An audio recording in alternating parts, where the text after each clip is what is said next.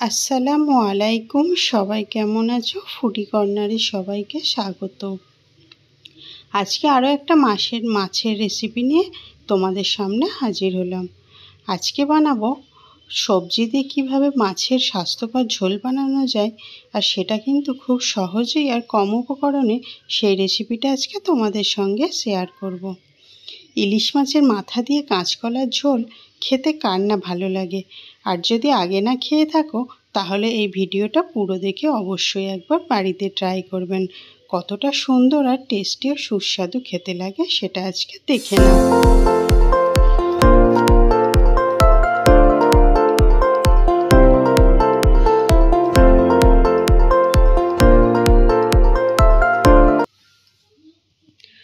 মাছের দিয়ে কাঁচকলার ঝোল বানাতে গেলে কাঁচকলা তো আমাদের অবশ্যই লাগবে, তাই না? তাই আমি কাঁচকলাটাকে সুন্দরভাবে কেটে ধুয়ে পরিষ্কার করে নিয়েছি। পরিমাণ মতো নিয়ে নিয়েছি কাঁচা আলু, সঙ্গে নিয়ে নিয়েছি একটা বড় সাইজের টমেটো, আর লাগবে পেঁয়াজ ও রসুনের 7-8টা কোয়া। নিয়ে নিয়েছি ইলিশ মাছ, এখানে আমি 6 পিসের মতো ইলিশ মাছ নিয়ে নিয়েছি। আজকের রান্নাটা আমি ইলিশ মাছ দিয়ে বানাবো। সেম প্রসেস ফলো করে কিন্তু রুই মাছ বা কাতলা মাছ দিয়েও বানানো যেতে পারে। পেঁয়াজ রসুনটাকে একটা সুন্দরভাবে পেস্ট বানিয়ে নেব। আমার রান্না যারা আগে দেখেছো তারাও জানো যে আমি কিন্তু পেঁয়াজ রসুন পেস্ট বানিয়ে রান্না করতে বেশি ভালোবাসি। কড়াইতে দিয়ে দিলাম পরিমাণ মতো সর্ষের তেল, ফোড়নে দিয়ে দিলাম 2টো শুকনো লঙ্কা, একটা তেজপাতা, আর দিয়ে দিলাম 1 চামচের 1/2 চামচের মতো কালো জিরে। কালো জিরে দিয়ে মাছের ঝোল খেতে কিন্তু বেশ ভালো লাগে, আর আমরা মাছ রান্না করলে বেশিরভাগ গোটা জিরে বা কালো জিরে ফোড়নে দিয়ে থাকি। পেঁয়াজ রসুনের পেস্টটা তেলের মধ্যে দিয়ে দিলাম। 30 থেকে 40 সেকেন্ড মশলাটা কষিয়ে নিতে হবে। আর দেখো পুরো শুকনো শুকনো হয়ে এসেছে। এই পর্যায়ে দিয়ে দিলাম কেটে রাখা কাঁচকলাগুলোকে, আর দিয়ে দিলাম আলুগুলোকেও। আলু আর কাঁচকলাটা এই মশলার সঙ্গে 1.5 থেকে 2 মিনিটের মতো ভেজে নিতে হবে, যতক্ষণ না কালারটা চেঞ্জ হয়ে আসে। এই মশলার সঙ্গে ভেজে নিলে কষানোটা খুব সুন্দর হয়, আর ভাজতে ভাজতেই কিন্তু অর্ধেকটা সিদ্ধ হয়ে যায়। দেখো কড়াইতে ধরে যাচ্ছে, তার মানে আমার এখানে ভাজাটা ঠিক মতো হয়ে গেছে। এবারে একে একে দিয়ে দেব মশলাগুলো। দিয়ে দিলাম পরিমাণ মতো লবণ, আর সঙ্গে দিতে লাগবে পরিমাণ মতো হলুদ গুঁড়ো, আর যেটা দিতে লাগবে দিয়ে দিলাম 1/2 চামচ লঙ্কা গুঁড়ো, আর দিলাম 1/2 চামচ ধনে গুঁড়ো। এই 4টে মশলাই কিন্তু আমরা সাধারণত রান্নায় অ্যাড করে থাকি। নিত্যদিনের রান্নায় কিন্তু এই 4টে মশলাই দেওয়া হয়। মশলাগুলো দিয়েও সুন্দরভাবে কষাতে থাকবো। কড়াতে ধরে যাচ্ছে, তাই আমি সেই পেঁয়াজ বাটার মিক্সির জারটা ধুয়ে সামান্য একটু জল দিয়ে কষাতে থাকলাম। রান্না কিন্তু নিজের কাছেই, যত কষাবে তত কিন্তু রান্নার টেস্ট হবে। রান্না কিন্তু কোনো মশলাতে ভালো হয় না, কষানোতে আর নিজের কাছেই রান্নার আসল স্বাদ। আরও একটু জল দিয়ে আবারও একটু কষাতে থাকলাম। 2 থেকে 3 বার একটু একটু জল দিয়ে যদি সবজিটা কষানো যায় তাহলে কিন্তু বাড়ির সকলেরই সেই সবজিটা খেতে খুব ভালো লাগবে। কিন্তু জলটা কম কম করে দিতে হবে। একেবারে জল দিয়ে অনেকক্ষণ কষানো সেটাও আবার ভালো লাগবে না।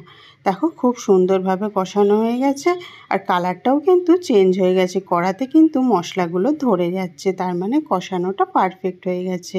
এখানে আমি 1 গ্লাস পরিমাণ জল দিয়ে দিলাম। ঝোলটা যে যার পছন্দ মতো রাখতে পারো বা বাড়িয়ে কমিয়ে নিতে পারো। যার ফ্যামিলিতে যতজন সে কিন্তু ঝোলটা সেই মতোই রাখবে। আমি এখানে 1 গ্লাস জল দিলাম। ঝোলটা যখনই ফুটে উঠছে তখন কিন্তু আমি চাপা দিয়ে দিলাম। 1 মিনিটের মতো ঝোলটা ফুটে ওঠার জন্য ওয়েট করলাম। ঝোলটা খুব সুন্দরভাবে ফুটে উঠেছে। এই পর্যায়ে দিয়ে দিতে হবে ভেজে রাখা ইলিশ মাছগুলোকে। ইলিশ মাছগুলোকে ঝোলের মধ্যে আমি একটু ডুবিয়ে ডুবিয়ে দিচ্ছি, যাতে রান্নার টেস্টটা খুব ভালো আসে।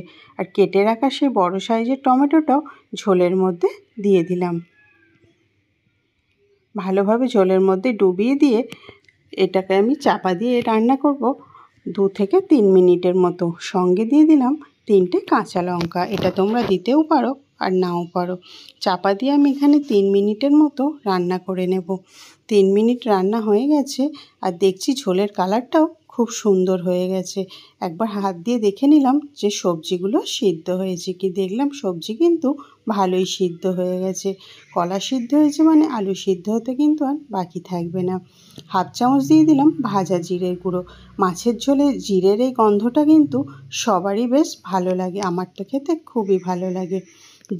ভাজা জিরে গুঁড়োটা দিয়েও আবারও চাপা দিয়ে আমি 1 মিনিটের মতো ফুটিয়ে নেব, যাতে জিরের গন্ধটা খুব সুন্দরভাবে তরকারির সঙ্গে মিশে যায়। আমি কিন্তু এই পর্যায়ে গ্যাসের ফ্লেমটা অফ করে দিলাম, দিয়ে আমি রেখে দেব 2 থেকে 3 মিনিটের জন্য। ফিরে আসলাম 2 থেকে 3 মিনিট পর, আর ঝোলের কালারটা দেখো কত সুন্দর এসেছে। ঝোলটা কিন্তু যে যার পরিমাণ মতো রেখো।